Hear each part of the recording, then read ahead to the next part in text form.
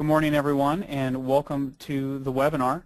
I'm going to go ahead and get the PowerPoint up and running. Hopefully everybody can see the PowerPoint at this point. I want to thank you all for joining me, and we're going to talk about something today that is a very, very important topic, and that's detecting fraud with data mining. Everybody on the call is obviously familiar with data analytics software and using IDEA, and really I want to challenge everybody on the call to, or on this webinar, to really consider the examples and the case studies that we're going to talk about today, and think about ways that you can apply this in your own organization. Not only the ways that I talk about applying data analytics to detect fraud, but also in other ways that you may be able to use these tests similarly. We will go through some case studies, some examples as to ways that we have used data analytics to find fraud in our investigations and prevention, and the ways that organizations are using data analytics to help prevent fraud on the front end as well. And then at the end of the presentation, I want everybody to walk away with a plan. So what we're going to talk about is a 6-phase process that's going to help you implement data analytics in your organization. And for those of you that are already using data analytics in your organization, how to actually take that to the next level and transition that to more of a continuous auditing or a continuous monitoring approach. So with that, we're going to go ahead and get started. And I want to start off with a little bit of poetry. And I realize that's a little unusual probably for a data mining presentation, but this is a poem that I saw in my very first ever investigation that I led, that I worked on in a lead role here in my career. And this was actually hanging on the wall of the CFO's office that we were investigating, and it said, "Oh, what a tangled web we weave when first we practice to deceive. But once we've practiced for a while, oh my, how we've improved our style." So clearly, we have a bit of an issue if we have CFOs or controllers that are posting poetry about how they're trying to be deceitful in their organizations. And in fact, this described exactly what this individual was doing to a T. What the individual had been doing was stealing cash out of the cash register by way of third-party insurance checks. And what they would do is they would essentially take the third-party insurance check, put it in the register, pull out the equivalent amount of cash, and then go in and write off the accounts receivable balance. Now, this individual was a cashier, an accounts receivable clerk, the accounts receivable manager, the controller, and the CFO. So clearly they had some bigger issues than the fact that they weren't using data mining in their organization. But there was a lot of data to be seen here, and a lot of data that would have very quickly indicated what was going on here. They could have looked at write-off percentages. They could have looked at the cash versus check deposits for this cashier versus others. In fact, his was about 95% check to about 5% cash, where everybody else in the organization was more of a 70-30 split. So clearly they could have used the data, but instead of relying on data analytics or some other form of control, which clearly they lacked, they were relying on another way to detect fraud. And this is the mechanism that is used to detect 7% of frauds, according to the ACFE's report to the nations. And that 7% of fraud is detected by accident. Yes, that is correct. They were relying on accident to help them detect their fraud. The cashier, one of the other cashiers, forgot his car keys. Happened to walk back in to get the car keys and noticed that the individual here that had been stealing from the company was pocketing cash straight out of the register. Had that individual not forgotten the car keys that day and come back in, I would argue that they likely would never have found this fraud, because he was the most trusted employee in the organization and nobody had ever questioned him. In fact, they were still in disbelief even when we were there performing the investigation. So relying on accident to detect fraud is not a good thing. And really, I think that data analytics can help minimize and reduce this number from 7% to something much lower. And that's because of the prevalence of data. Now, everybody's probably heard the term big data. Recently, a Harvard Business Review article mentioned that, as you can see here, that in 2012, there were about 2.5 exabytes of data created each day, and that's doubling every 40 months or so. And that's interesting because it wasn't long ago the CEO of Google made a controversial remark and much debated remark as to whether it was accurate, that about 5 exabytes of data was created from the dawn of time through 2003. So if you look at all of that data, and then now we're doing that essentially every 2 days, clearly there is a lot of data out there. And what's interesting is the types of data are really changing. Historically, we've seen very structured data, and that's what you and I are are accustomed to seeing. It's tabular data, financial data, nice pretty rows, nice pretty columns. We can drop it in Microsoft Excel, and we can analyze that data.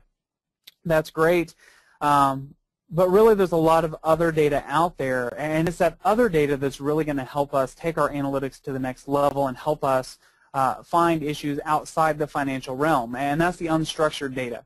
And what you have there is you have email, Word documents, social media postings.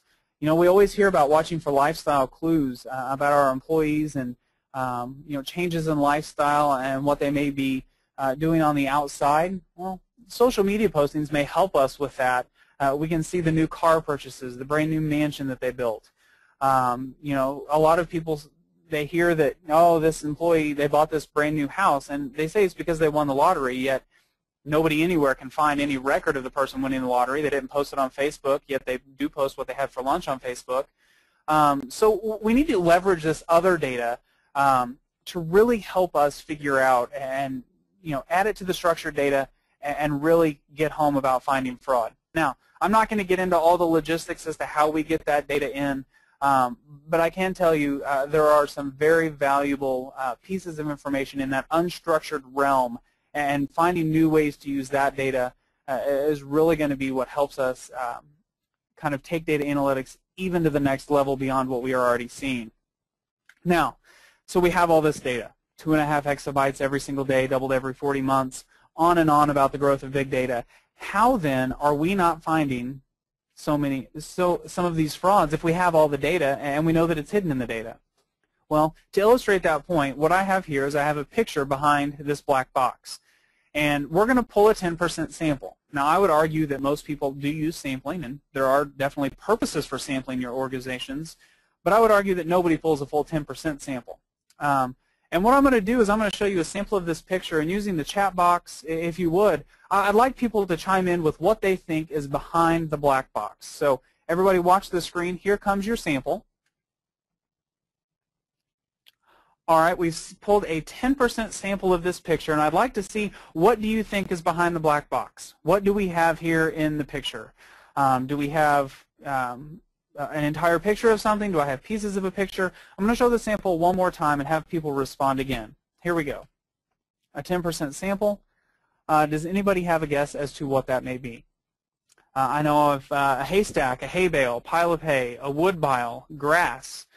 All very good guesses. I've seen guesses as far as a camel. I see Bigfoot. That might be my all-time favorite guess. Here's what we have behind there. We have a field full of more than 50 hay bales. Now, I would argue that if we're only pulling a 10% sample, that it's going to be hard to find any fraud in the data if we don't know what the data looks like. We have to look at 100% of the population. We can't just rely on a 10% sample to find the needle in the haystack that everybody's looking for if we don't know how many haystacks are even in the field. So we have to look at the big picture, and that's really where data analytics comes in. It's going to take us from where we've been, which is this reactive approach of sampling, and we pull a little bit and we hope that we're going to find a fraud in our organization. Well, I can tell you from just an example of an investigation that I've done in the last couple of years. It was more than $1 million investigation where somebody had been taking from a company, and it actually added up to less than 0.2% of all of their checks over that 3-year period were involved in this fraud. Dollar-wise, it was still less than 0.5% of all the checks. Now, if you pull a sample, you are not very likely that you are going to find that 0.2% of the population that you're looking for. You might get lucky, but do we really want to rely on luck to find fraud? We might as well be relying on accident. So we've got to move away from this reactive sampling approach when it comes to detecting and preventing fraud. Here are some of the problems with this old method. You can see on here I've already talked about how it's very, very inefficient. It's reactive, but it's also ineffective. If we're pulling a sample of 30 and we're hoping that we're going to find something in our testing, we're likely spending our efforts on looking at 30 items that are likely okay. What we need to do is we need to pull a sample of 30 exceptions and focus our efforts on the exceptions and the problems rather than spending our valuable time on trying to look at 30 okay items when we could be focusing elsewhere. The last item on there, the prevalence of big data. Big data is out there. You've heard the term. It's probably getting to the point of maybe being a little overused. I don't care how big your data is. You can have little data, you can have medium data, you can have ginormous data. It doesn't matter. If you have data, you need to be analyzing it if you're trying to detect and prevent fraud in your organization. Now, I would love to tell you that data analytics and using a tool such as IDEA is as simple as putting in your data set and pressing this Find Fraud button and just miraculously fraud will appear. It's not going to happen. I really wish it could. That would be outstanding. My job would be a lot easier, and your jobs would be a lot easier as far as finding fraud in your organizations. But the reality is that's not going to happen. So what we have to do is we have to come up with a new method. We need to move away from sampling. We need to be more responsive, and here's what we need to do. Everybody's heard the first bullet point, probably to the point of where it's almost cliche, but technology is what's going to allow you to get more out of your time. You're going to be more effective. You're going to be more efficient. I want something that will give me 100% coverage of my data set, and I want something that is not overly complex. I'm an accountant. I am not a computer programmer. It's not my background. I have an accounting degree. I grew up in an accounting firm, still work in an accounting firm. So I want something that will allow me to use my knowledge of accounting and accounting frauds and apply that in fraud detection, not having to go back to school and get a computer programming degree to try to find something that's going to help me. IDEA is a software solution that will help us do that, and we can use that then to help find fraud. Now, data analytics, you can see here a definition. Really, I want to focus on the fact that we are going to be evaluating data. We're going to get useful information out of it, and the other thing is it's going to help us answer strategic questions. Now, specifically today, our strategic question is, how can we find fraud in our organization if it exists? And based on the ACFE's reports, the average organization loses about 5% of revenue to fraud, so the likelihood is it probably does exist in some capacity. So we want to find useful information, and in today's example, figure out, do we have fraud and where is it? Some of the useful information we're going to focus in on today, you can see on your screen. Conflicts of interest and relationships are right at the top. Everybody likes to find these. They want to know about them. Fictitious vendors are generally related to an employee in some capacity. So we want to be able to find all of this useful information, and we're going to use IDEA to do so. And what this is going to do is it's going to move us along this responsiveness continuum. It's going to get us away from sampling, and it's going to get us 100% analysis. It's going to cover the entire data set, and at the moment it's going to be ad hoc. If you haven't done anything with data analytics before, this is likely where you're trying to get, from reactive closer to proactive. We'll talk about being fully proactive in just a little bit. And here are the areas that we're going to focus in on, and most companies focus in on when it comes to finding fraud in your organization using data analytics or data mining. Vendors and accounts payable, number one, right off the bat. That's where the money's going out the door. That's where people want to focus. Employees and payroll is another area. Expense reimbursements, travel and entertainment all go together. Expense reimbursements are an area that is commonly abused and easily abused.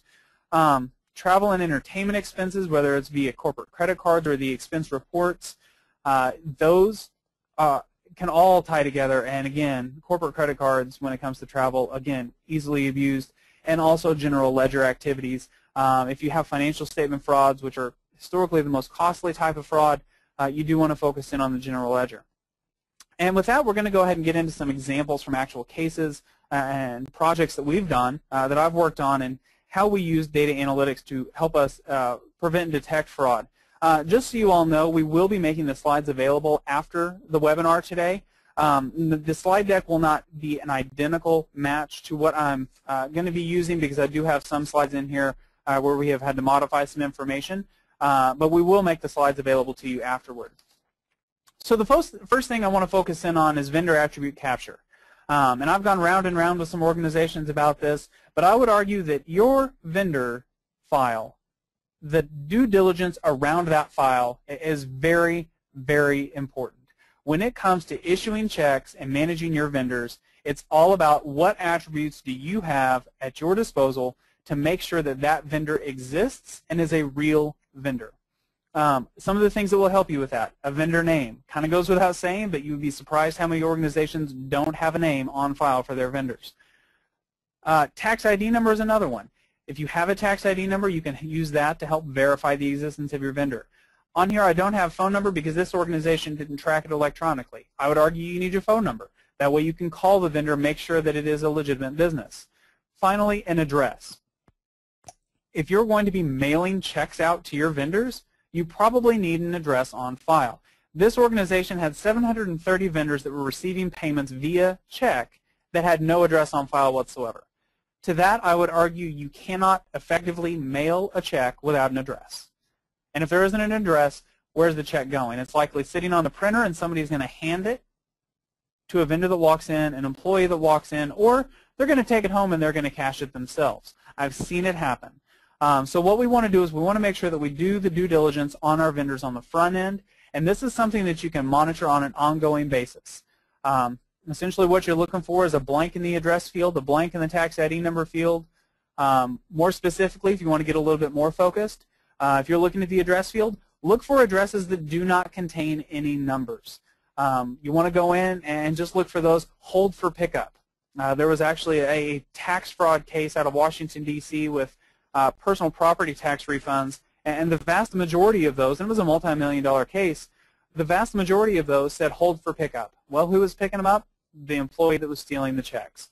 So we want to make sure that we not only have an address, we have a physical address. Vendor activity assessment is another thing that is very important. This is a very simple analytic that you can run. What you want to do is you want to find the last date that every vendor was issued a check. I would argue that if they haven't received a check in the last 4 years, as you can see on the screen, they probably don't need to be active in your vendor system. That way you don't even have the ability to issue them a check. If you have a vendor that is active in the system and hasn't received a check in 4 years, they're ripe for abuse. And employees that want to use fictitious vendors can go in there, they can modify the addresses, they can modify the bank account information. We've seen employees use the direct deposit for an ACH on a fictitious vendor. And it's these vendors here that you're really not looking at anymore because they haven't had activity in a while. We're not too worried about them. We can start getting small checks issued out to these vendors in large quantities, and all of a sudden we have a vendor manipulation scheme. Name mining is something else that I think is very important to look at. The first example here is acronyms and initials. Some people do get creative when they come up with fictitious vendor names, but that creativity is somewhat limited. We've actually seen, I saw in a case a few years ago where we had an organization, the president of that organization and his wife were both on the payroll, and she was receiving $12,000 a year on January 1st to consult with the IT consultants on web design. Now, this organization had a web page that had 3 pages with it. Welcome, about, contact us. That's it. $12,000 a year payable January 1st. The organization that was getting paid was the wife's initials design company. That's all it was. And it was their home P.O. box. Nobody in the organization had a clue who that was. And here they were essentially stealing $12,000 a year, and nobody was asking any questions because it looked legitimate based on the name of the company. So you can look at your employees' initials and see if that is the acronym used in any of your vendors. Points 2 and 4 on here, anagrams and others. Anagrams are used for a few things. One, really creative employees may mix up the letters in their name to create a new name. We've seen that happen. David Cash and Chad Davis is from an actual case that we worked on. The other thing that an anagram can help you find is where you have transposition or misspellings, where somebody has just switched the letters up in the word. It may look innocent enough, but that could also be the trigger to them that that's the fictitious vendor that they want to be using in their organization to commit their fraud. So you want to look for your transpositions, your mix-ups, numbers, substitution, some of the weird things there that you can see in point 4. Now, point 3 is one of my favorites, fictitious names.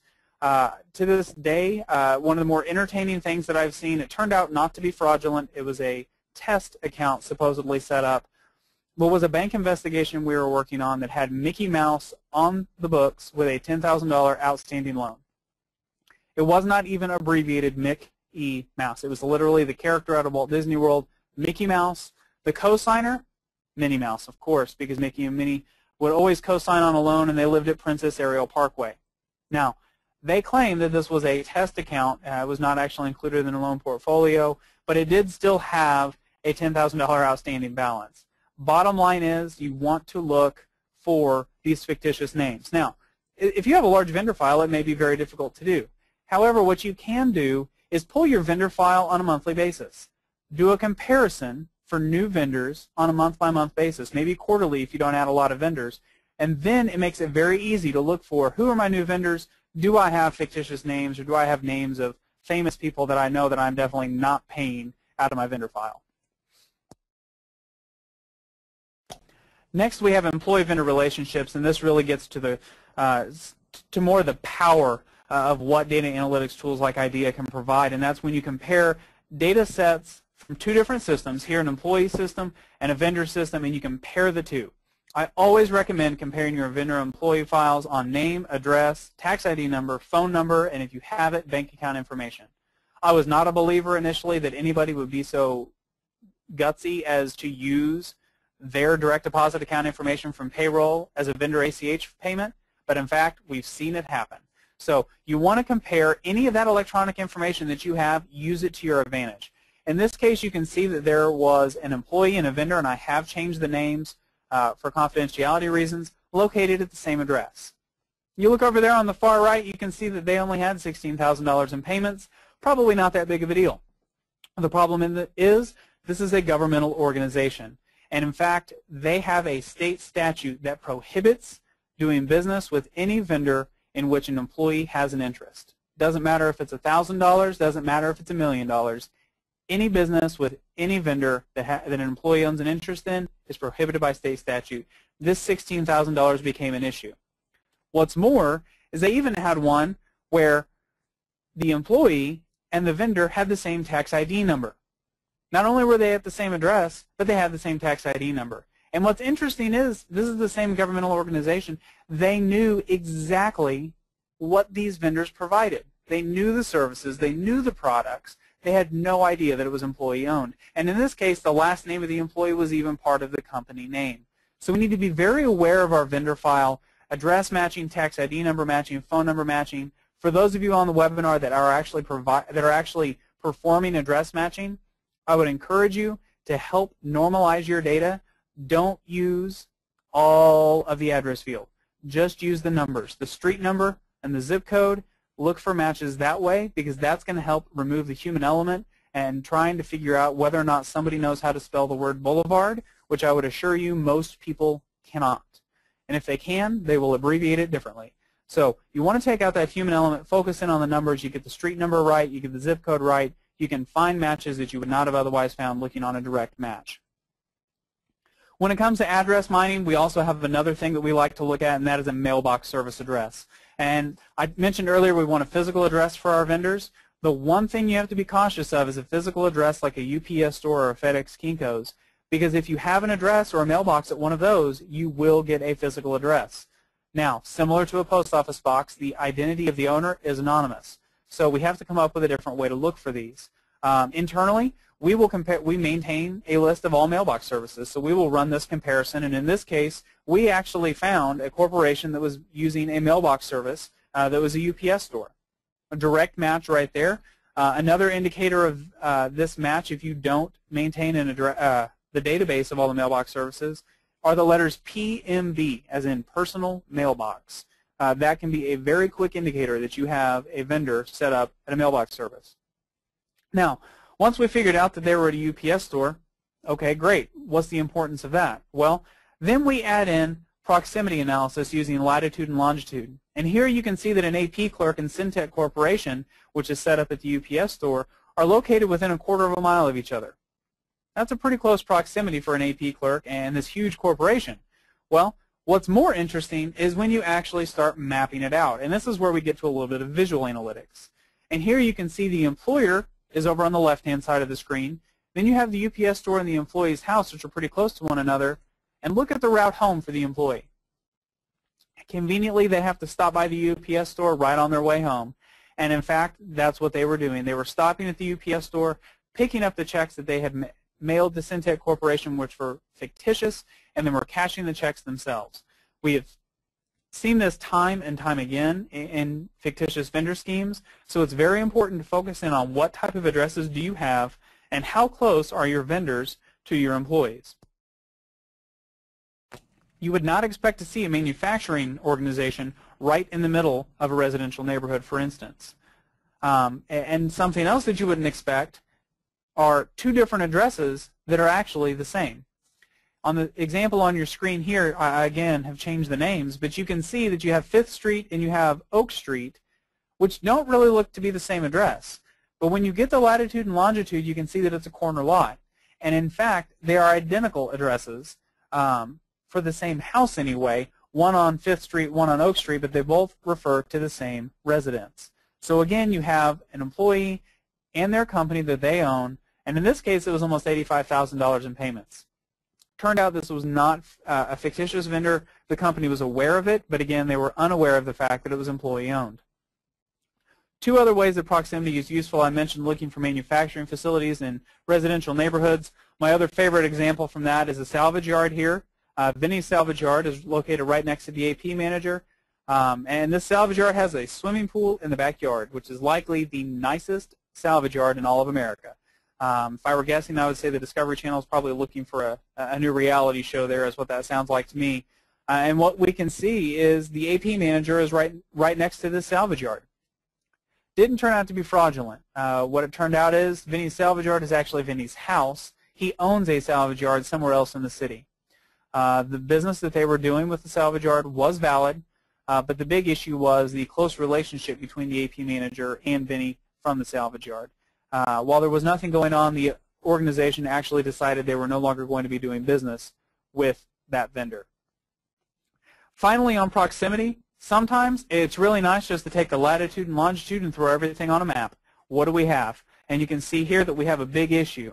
We have a black push pin, which represents vendors, and a red push pin representing employees right in the middle of the California desert. In this case, this is a casino and the executive assistant to the president of this organization. The casino was set up legitimately, and that was something that they had used for an employee party years ago. And so, was the vendor valid? Most definitely. The problem is the employee was still using the vendor after that employee party. Now they were using it for their own personal parties, birthdays, anniversaries, holiday celebrations, and running all of those expenses through the company. This interesting thing about this analysis here, that employee was not the focus of our investigation when we ran the analysis. We were actually looking for somebody else and another relationship, but this resulted in a separate investigation in its entirety.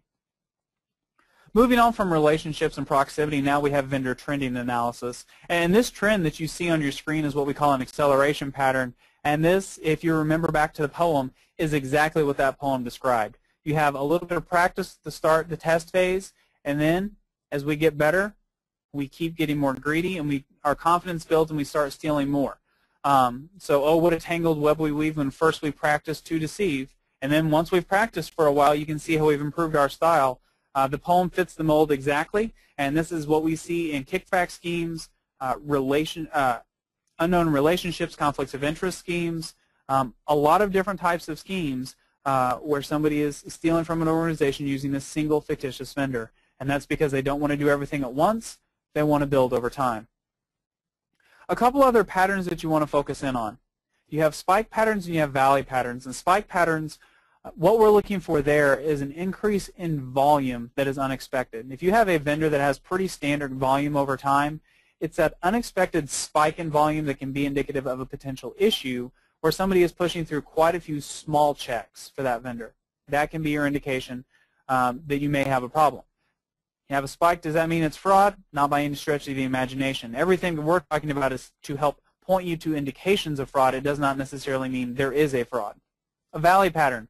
If you recall back to earlier in the presentation, we talked about vendor activity assessment.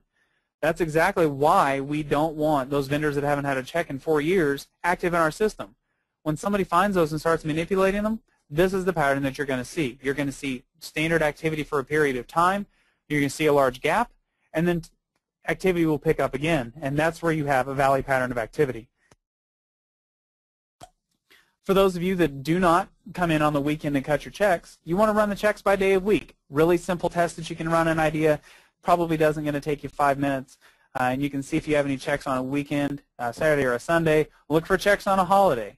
That can be another indication of potential issues. An investigation I worked in the last year, we ran a test to see which checks were issued on a holiday. Turned out every single one of them was part of the scheme that we were investigating. So it can be a very simple test that can only take you a couple minutes, but it can be very, very helpful. You can look for checks by day of month. This is something where if somebody has a budget and they are prone to spending down at the end on unnecessary things, this is more the waste and abuse side of things.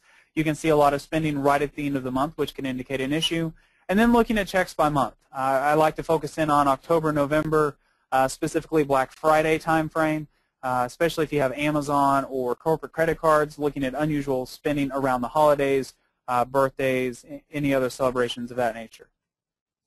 Now, Benford's Law is a test that's built into IDEA. It is very robust in IDEA. It has a lot of variations that you can use. I know they've worked with, I believe, with Dr. Negrini in working on Benford's Law analysis, and I think it is a very valuable test, and I want to talk about a couple ways that we've used it here. For those of you that aren't familiar with Benford's Law, I won't go into the statistical history, but simply put, it's looking at the first digit as second digit, but the frequency with which those digits occur in numbers in data sets. So it says that the first digit should be a 1 more often than a 2, more often than a 3, than a 4, than a 5, so on. Not equal distribution. The 1 should occur about 30% of the time. So we should see the number 100, for instance, possibly more often than the number 200. Once we apply that to a data set, this is from a healthcare entity, and what we have here is we have accounts payable. The first digits, they mirror it pretty good. They look decent. We get to the second digit, we have a major issue. And what we had here were checks issued in $10, $20, $25, and $50 increments. Patient refund checks, all on the up and up.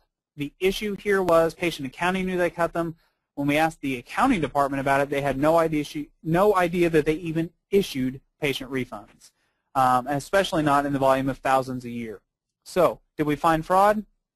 Not at all. Did we find a major issue with the process and accounting's coverage? Most definitely. So this can also indicate issues of that nature. The other area I like to use Benford's Law is where you have thresholds of approval.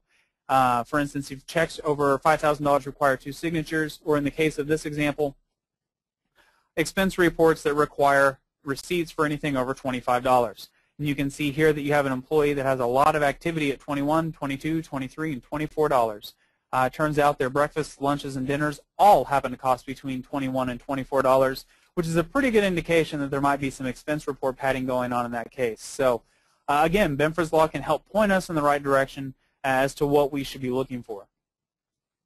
Check sequence analysis. Best example, I think, of an investigation in the way that we have saved time and be more efficient and more effective using data analysis. You can see on the screen, this is an example. Okay, all we're looking for, what are the gaps? You can see there was one gap here. We used this on an investigation a number of years ago. I believe it was about 5 to 6 years ago now that we did this. We had an investigator in the field that had an 8-inch stack of green bar paper. He had to review that and identify every instance where a check number was not recorded, so a gap in the sequence. The problem is this stack of green bar paper included AP, cash receipts, GL, everything, all entries, and he was trying to figure out what checks weren't recorded. It would have taken him at least a week to get through all of it, we estimated, and that would not have been a very effective or efficient analysis at all. He was able to send us the files, and in 30 minutes we provided to him every single check that was not recorded in that check sequence. Turned out to be a $450,000 fraud because every single one of the checks that were not recorded still cleared the bank. They went to cruise lines, credit cards, family, and friends. It's a very simple test to run. It's a test that you can run on a monthly basis, a weekly basis, because every gap should be a voided check, and that should be something that you are tracking. So this is something, if you aren't already doing, it's a simple test. It can be very fruitful, especially if you're looking for checks that aren't in the sequence that have cleared the bank. Purchasing cards with a split transaction, another test here that you can use data mining for and what you're looking for. Any employee that goes to the same merchant more than once on a single day and where those purchases total more than their single transaction limit. There's your indication of a split transaction. Here we had an employee that had gone to a Walmart, and we asked for the receipts that made up both of their visits that day. Turned out they only went once. And they just swiped their card twice on the receipt, once for their transaction limit and once again right after that. Now, was this fraud in the organization? No. Was it a circumvention of controls? Yes. And was it also a breakdown in controls? Most definitely. And this was something where the organization had to go back to the bank and determine how can we stop this from happening in the future, because the transaction limit was $1,000, yet they were able to have one transaction that occurred for more than $1,000. So it was very telling and very insightful to help them in their control assessment. Now let's get into payroll a little bit. And overtime hours, or hours in general, is something that most individuals aren't looking at in their organizations. Here we're looking at overtime, and you can see that we have regular, overtime, holiday. We have a whole host of different hours types that are on here. We're going to focus in on overtime. This organization had never looked at overtime individually, or I mean in the aggregate before. They looked at it on a pay period by pay period basis. In this case, you have a 15-month period, and you have 654 overtime hours. You may think, well, maybe that's normal. But the problem here is you have a lighting technician in the theater department of a university that does maybe 2 theater productions every year. A lighting technician. They didn't even know at this organization that they had a lighting technician on their employee roster, let alone one with 654 hours of overtime. So this was something that opened their eyes. They had absolutely no idea how an employee could have overtime every single period almost for a 15-month period. Vacation hours is another area that we see a lot of abuse, and in this case we see it a lot on the sellback side. Interestingly, on this one, when we focus in on just the vacation hours, you can see that this employee has 426 hours of vacation in 15 months.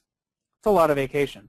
And in fact, they didn't work much from mid-November all the way through mid-January. So we have an issue here that they were unaware of. This was in complete violation of their policy that anybody could take that many hours, could sell back that many hours, or they could even have that many consecutive hours of vacation in a period. And the final area I would have you look at your holiday hours. This is the one type of hour that is the most consistent in an organization.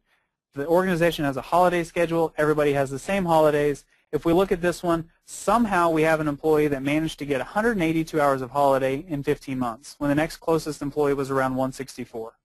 And that was the standard. I think what's most enlightening here is that in the 2 weeks into January 20th, they managed to get over 40 hours of holiday time. So they had 6 holidays in that 2-week period. And I would challenge everybody on this call to try to come up with more than 1 holiday in that period. I've yet to come up with any more than 1. I know there's 1, but that is it. And it's not a 48-hour day last I checked. So you want to look at things in the aggregate, not just on a pay period by pay period basis, so you can see where the anomalies are. And in this case, really, that should have been caught on a pay period by pay period basis. But when you look at it in the aggregate, you can see even bigger issues that are going to jump out. For any of those that are in the banking industry on the call, I have a couple quick transaction examples for you here. And what we have here is we had in the transactions at this bank, we saw people were taking advances on their loans so they could make their payments on their other loans. It's really great if you're the customer, but for the bank, they're essentially using their own money to pay themselves, which ultimately led to this bank's failure. And what you have is you have one customer, and you can see the MIC here is that customer, where they are making on the exact same date a payment or an advance from one note, and it's paying another note over and over and over again. You can see a lot of it in October. You can see a lot of it in August. It gets even more interesting as you go on. We have another customer here where they not only took an advance on their note to make a payment on a note, but they even used that advance to make the payment on the note the advance came from. So they're using that loan's money to pay the payment on that loan. Gets them absolutely nowhere from a bank standpoint. Over and over again, this kept happening. In the end, it turned out to be more than 250 loans totaling more than $4 million in transactions. Interestingly, they would not have picked up on this just by pulling a sample of transactions. That was less than 2% of all of their transactions, despite the fact it was over $4 million in funds. So you can see that we have to figure out a way to use data analysis to try to find patterns of activity that are of this nature. And that's a pretty easy analysis to do once you actually get into the data, become familiar with the data and familiar with the software, trying to find advances on one day that are also making a payment on the same day. Another one, direct transfers to a personal account. Again, a pretty straightforward analysis. In this case, it was over 350,000 transactions totaling $175,000.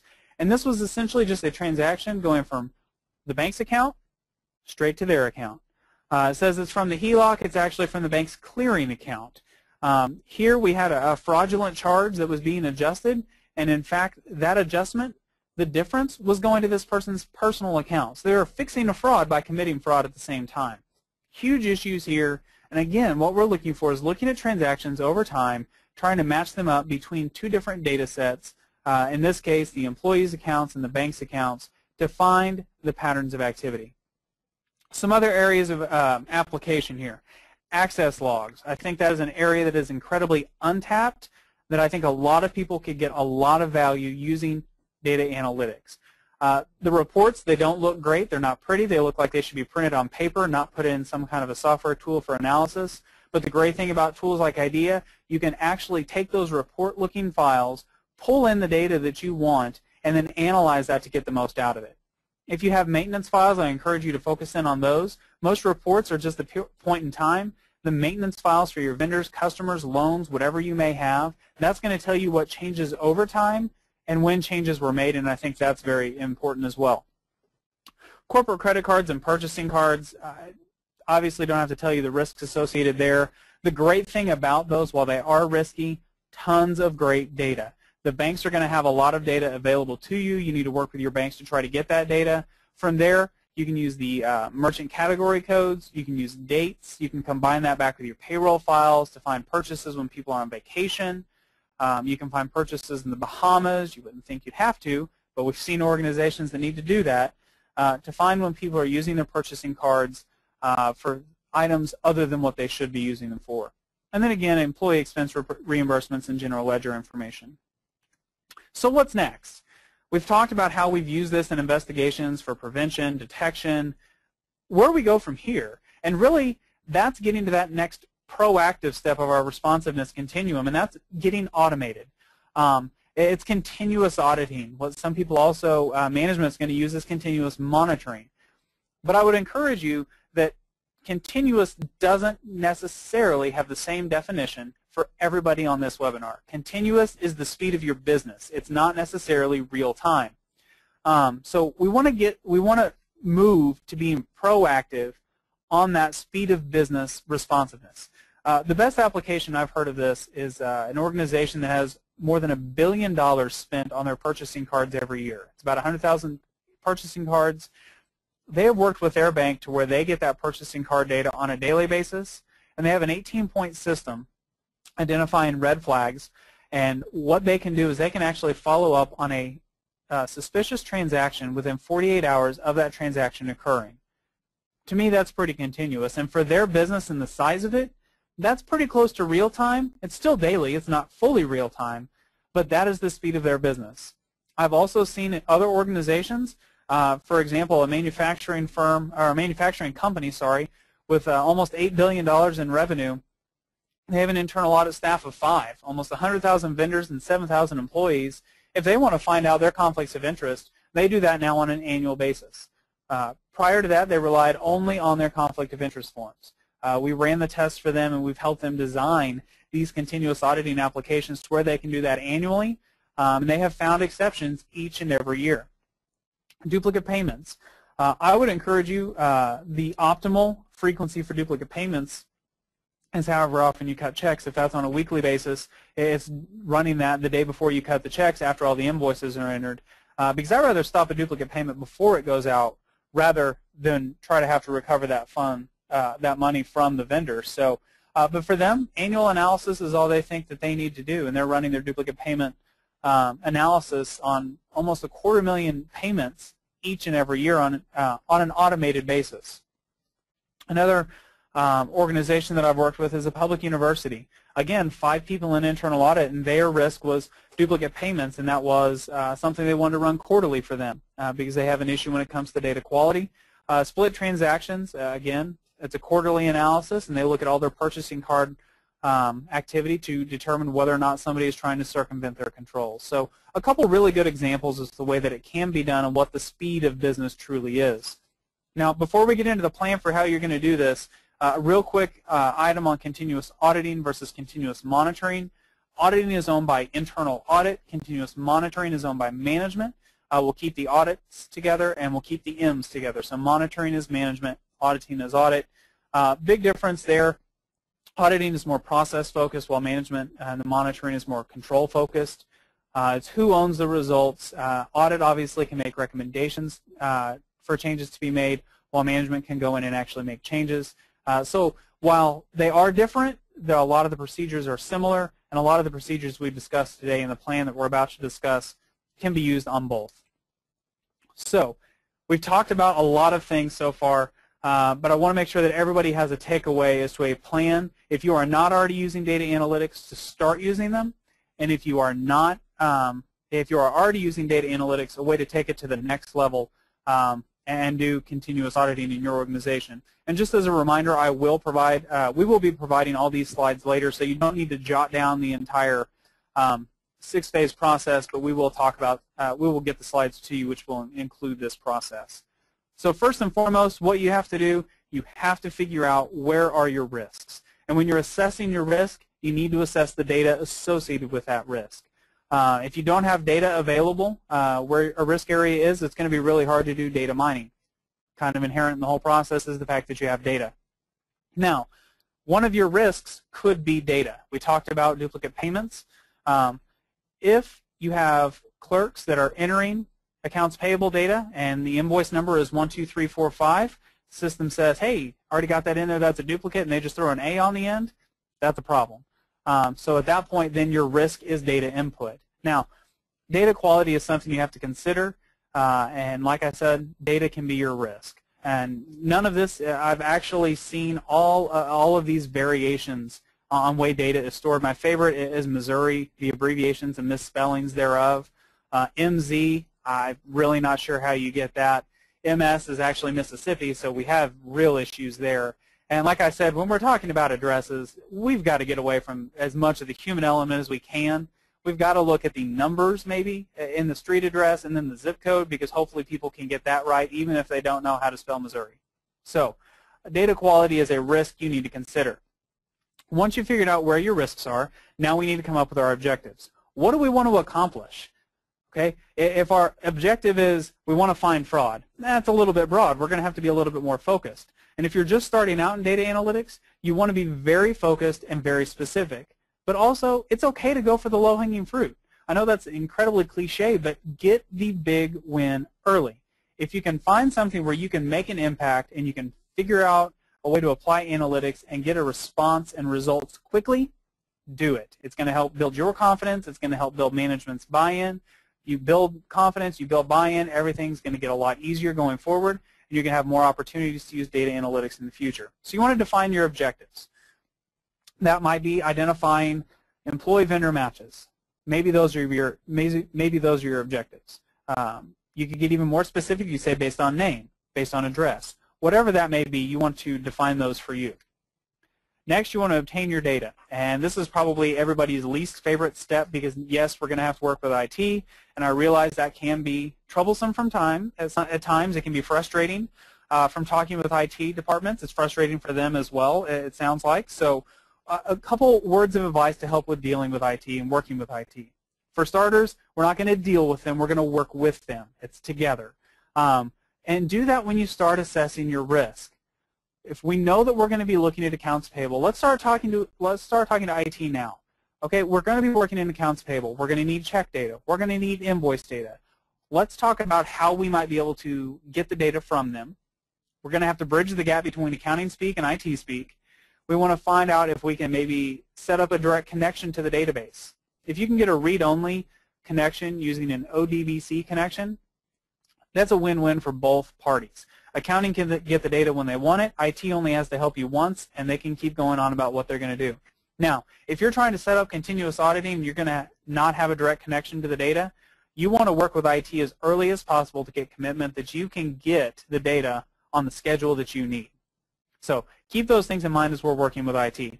Now, developing and applying procedures. This is an area where a lot of people get stuck because they're not exactly sure where to go from here. We have the data. We know our objectives. Now what? Here's my recommendation for doing this. I always like to start off with a single-purpose test, and I'm going to use the employee-vendor matching example again. I'm going to develop these tests individually. What I'm going to do is I'm actually going to go through the process of running the matches on name. And I'm not going to script that yet. I'm going to keep going through that, And I want to keep going until I've got that one test working exactly how I want it to. From there, I'm going to make it repetitive. What do I mean? Automate it, script it. I'm going to write a script that is going to help me automate the process of finding matches on name. And then I'm going to keep a list, and this is about as manual as can be. It's not automated. We're just going to keep a group of similar tests. I can write down over here on my list, I've got my employee vendor match name. Okay? Then I'm going to do the address one. Once I have that working how I want, I'm going to make it repetitive. I'm going to write it down, address. Then once we have our entire suite of tests, we can group them together and write one script that will call them all together. And now I have all of my employee vendor matching at once. I have name, I have address, I have tax ID number, and so on. And then finally, I can schedule it to run on a routine basis. That way I get the results when I get to my desk in the morning. I don't have to wait for it to run while I'm there. We can maximize our time. We can maximize our efficiency. So we want to step through the procedure development in pieces. Next thing we're going to do, and what everybody's probably familiar with on the call already, we're going to analyze the results. What do we have? Have we accomplished our objectives? Do we have a lot of false positives? If we have a lot of false positives, we probably need to go back and redevelop and reapply our procedures. I always recommend starting out broad, capture more than you want. That way you can filter it down later. I'd rather catch 30 things that I don't want to see than miss 5 that I really want to see. So you can go back and you can redevelop, modify those procedures. Once we've analyzed the results, then we have to manage them. If we're going to continuous auditing, we have to get buy-in from management and our business process owners that they're going to be able to get us responses on these results in the timely fashion that we need in order to meet our objectives for timeliness. If we're doing weekly duplicate payment testing, if it's going to take 2 months to get results or responses on whether or not these are duplicates, we're not accomplishing anything. We need to get buy-in from the front on the front end that we can manage these results and get everything that we need back from our business process owners. All right, once we've done that, and maybe before you get started, you're going to need some resources. Some of the resources that you can go out there and you can find, the Institute of Internal Auditors has a GTAG series, is what they call it, the Global Technology Audit Guides. Numbers 3, 13, and 16, Continuous Auditing, Fraud Prevention and Detection in an Automated World, and Data Analysis are all outstanding audit guides. The Fraud Prevention and Detection in an Automated World is one of my favorites because it actually lists out, here's your risk area, here's your risk, here's the data you need, here's a test to help you accomplish your objectives and test that risk. It lays it out. It really helps get you started. Continuous auditing is a great one because it helps distinguish between continuous auditing, continuous monitoring. What exactly is it? What do you need to help educate management on to help get their buy-in? If you're not familiar with data analytics, just getting started, ISACA white paper there with that title is outstanding. I always recommend using the automation website. They have great information on there, case studies, ways that their customers have used IDEA. I'm a big proponent of looking out there to see how others are using it. I'd even recommend looking at other websites for other data analysis software if you want, just to get ideas. The good news is companies always want to tell you what their products can do, and then you can use that information to figure out, okay, well, that's the procedure that I want. Now I just have to figure out how to apply it with an idea. And you can get a lot of great ideas from a lot of great websites out there. Finally, I'd love to be a resource for you. If you want to reach out to me, I do post on bkdforensics.com is a blog that our firm has, that our forensics team has. I'm on Twitter, try to share resources and insights there. I'm also on LinkedIn, contribute to a few different groups on there on data analytics. So if you have any questions and you want to reach out, you don't want to ask the questions through the webinar, I understand. Feel free to reach out to me, and I'd be glad to help you.